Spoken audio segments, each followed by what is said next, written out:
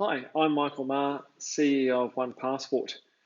On Friday, Victorian Premier Daniel Andrews dropped a whole list of new industries that require mandatory COVID vaccinations. And it's a very short time frame, 15th of October for the first dose. So today's video is about, as a business owner or operator, do I need a vaccination register?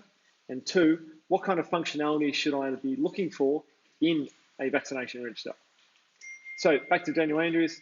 Until Friday, we really had quite a short list of mandatory vaccination industries. It was aged care, quarantine hotels, health, and construction, basically. Suddenly the list went kaboom, and now it includes hospitality, beauty and hair, accounting, childcare, cafes, law. The legal profession, for example, it's really drilled down into it. It says solicitors need it, or legal practitioners need it. The courts need it. The judges need it. The prisons need it. The staff who take prisoners from the prison to court need it. It's really quite in depth in how they've articulated it all. So a lot of these industries, this is the first time that they're ever going to need a vaccination register. And it's as I said, a very short time frame. You have to have proof of your staff having had at least their first dose by the 15th of October. Otherwise, they're not meant to work. So I know, because we started getting calls all Friday and across Saturday, that there's a lot of people scrambling to solve this problem. So do you need an immunisation register or a vaccination register? If you're in that category, yes, I think you do.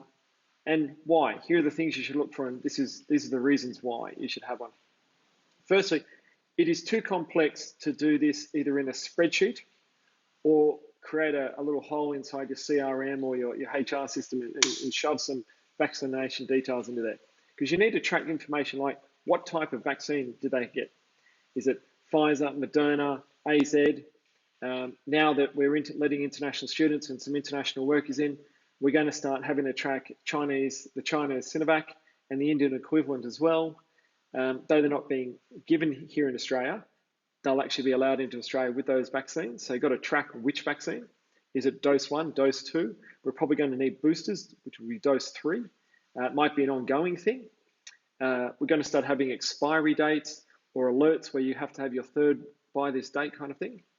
You're going to have to upload evidence, be it the download of the green certificate from the MyGov website or uploading the little blue card that they give you when you get vaccinated. So there's a whole range of evidence or information that you need to upload. It's a little complex for a spreadsheet or a HR system. You want a dedicated vaccination register. The second thing you should be looking for is that staff should be able to upload information themselves.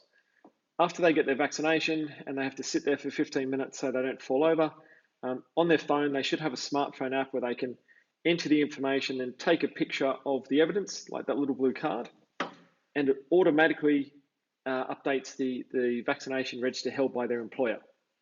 So that is a huge time saving compared to 500, 5,000 staff all come in going, hello admin person, here's proof of my evidence, please key it in. I'd hate to be the poor sod who gets that job. So it should be automatic. Even if you have some of your staff who won't do it, if you can take out 70, 80, 90% of them using the smartphone app, it means there's very few who are left over for the manual process for your admin team. The third thing is you're going to need to be able to run reports.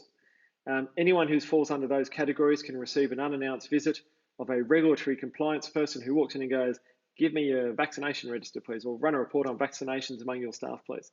So you want to be able to do a 30-second lookup, press a button, and it gives you a report, both for internal usage, because you might have to brief a CEO or a board or within a subgroup, but also external. You might have that regulatory compliance person come on site and say, give me the list.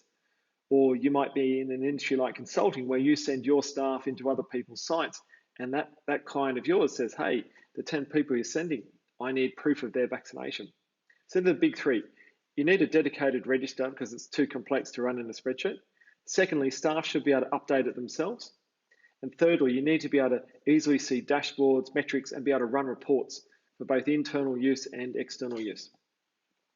OnePassport already does this in hospitals, cafes, security companies, aged care, construction, mining, etc.